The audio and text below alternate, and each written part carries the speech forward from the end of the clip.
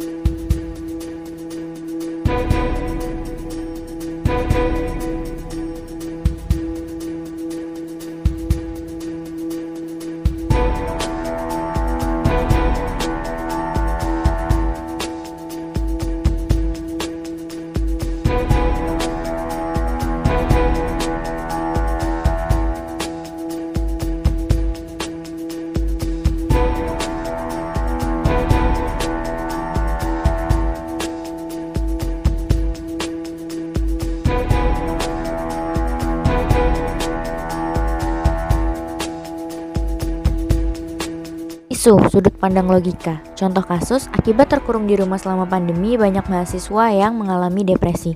Melansir dari kompas.id, akibat terkurung di rumah selama pandemi, banyak mahasiswa yang mengalami depresi. Lesu, jenuh, lelah fisik dan mental, serta cemas akan masa depan menjadi keluhan utama sejumlah mahasiswa. Mahasiswa yang biasanya bebas berpergian ke kampus untuk belajar, berkegiatan bersama teman-teman, harus terhenti karena pandemi. Padahal sebagai mahasiswa, pergaulan adalah salah satu hal yang penting yang dibutuhkan untuk dapat mengembangkan jati diri. Meski demikian, sebagai mahasiswa, berpikir secara logis dalam menyikapi keadaan yang tiba-tiba saja berubah sangatlah diperlukan. Mahasiswa harus tetap berpikir logis bagaimana caranya ia bertindak dan bersikap untuk kepentingan diri sendiri, orang di sekitar, dan juga masyarakat. Sebagai mahasiswa yang dibekali dengan ilmu pengetahuan, turut serta menjaga ketertiban, mematuhi aturan, dan turut berpartisipasi demi ketentraman sosial adalah langkah-langkah yang dapat dilakukan. Isu logika contoh kasus chip yang ada pada EKTP viral di sosmed diduga dapat melacak posisi seseorang. Salah satu kasus yang sempat viral beberapa pekan lalu dilansir dari kompas.com, adanya tren membongkar chip EKTP yang disebut dapat melacak pemiliknya. Tren ini pertama diketahui viral di salah satu sosial media yang biasa kita sebut TikTok. Unggahan video terkait pembongkaran chip dari KTP elektronik tersebut akhirnya dapat dipergunakan pihak kepolisian untuk melacak keberadaan seseorang yang mengunggah video tersebut.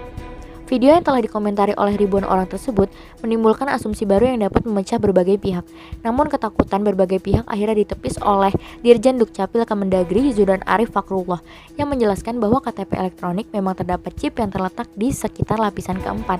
Namun ia menegaskan chip KTP tersebut hanya berfungsi menyimpan data KTP elektronik saja dan tidak berisikan chip yang dapat dipergunakan untuk melacak lokasi seseorang. Maka dengan demikian, dalam kasus ini diperlukan kemampuan logika berpikir agar tidak adanya tindakan menyimpulkan yang semata-mata hanya didasari atas penyebaran isu yang belum jelas dari mana asalnya dan kebenarannya.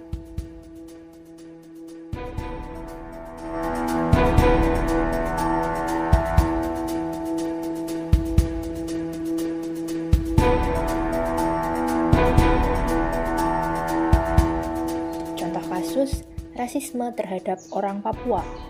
Dikutip dari tirto.id yang berjudul "Ada demo orang Papua merespons rasisme terhadap Natalius Pagai", foto Natalius Pagai yang diunggah dan disandingkan dengan foto gorila menuai kecaman masyarakat bahwa hal tersebut tidak etis di Indonesia. Kejadian tersebut ternyata dipergunakan oleh dua oposisi yang saling menuduh dan menyerang, yang didasari dengan ujaran kebencian terhadap pemerintah dan juga suku ras Papua itu sendiri. Menilik dari kasus tersebut, permasalahan rasisme, ujaran kebencian, dan intoleransi di Indonesia begitu kompleks. Hal tersebut juga seharusnya menyadarkan kita bahwa perbedaan mendasari terbentuknya negara, sehingga agar persatuan tetap dapat diraih, maka diperlukan toleransi, kesadaran yang tinggi atas martabat bangsa, dan memahami bahwa Indonesia merupakan negara multikultural. Contoh kasus mengenai korupsi Bansos.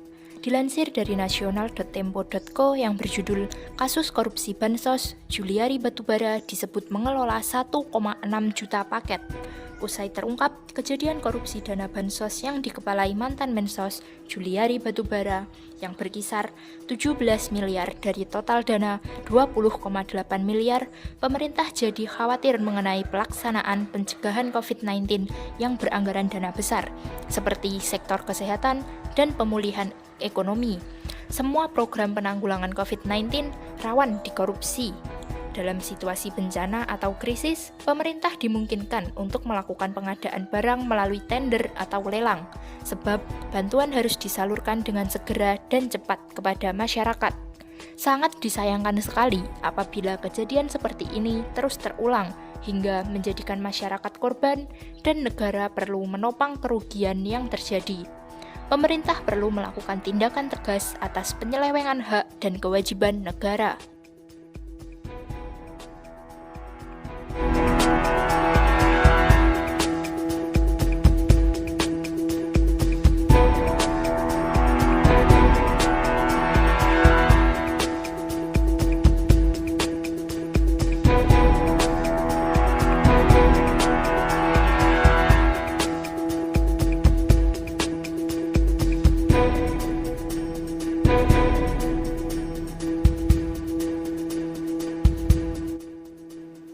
Kegiatan gotong royong bersih-bersih tempat beribadah di Semarang antar umat beragama.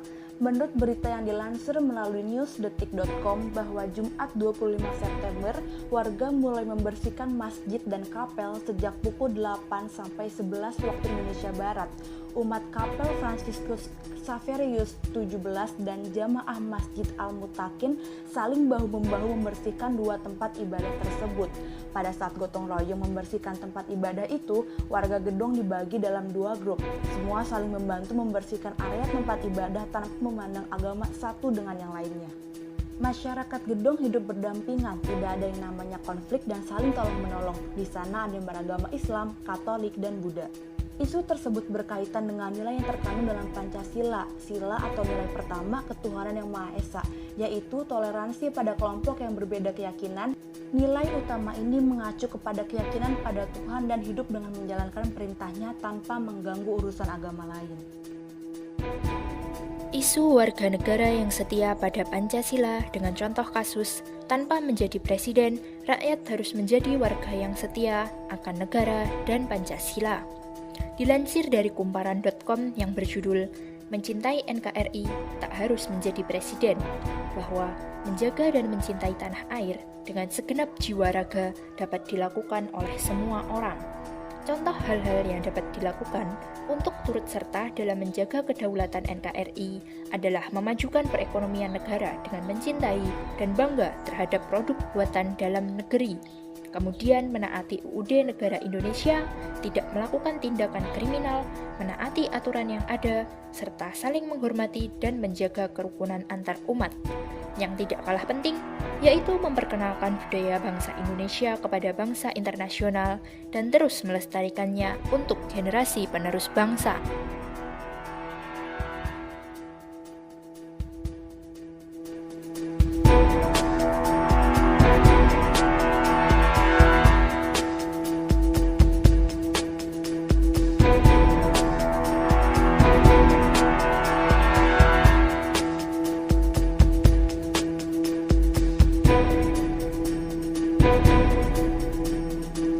Polemik ratusan WNI mantan anggota ISIS terlantar di Timur Tengah kehilangan kewarganegaraan Indonesianya.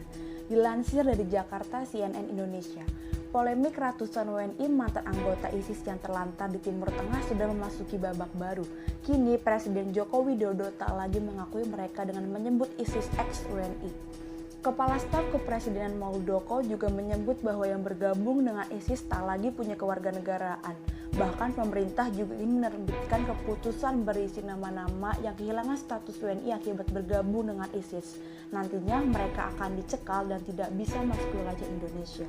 Bergabung dengan kelompok radikal seperti itu akan sangat meresahkan dan sangat mengancam keutuhan dan persatuan yang ada di Indonesia. Bukan hanya teror, tapi kelompok seperti itu juga sangat mengadu domba antara suku, agama dengan dalih jihad. Padahal pengertian jihad sendiri dalam Islam jauh dari apa yang mereka lakukan.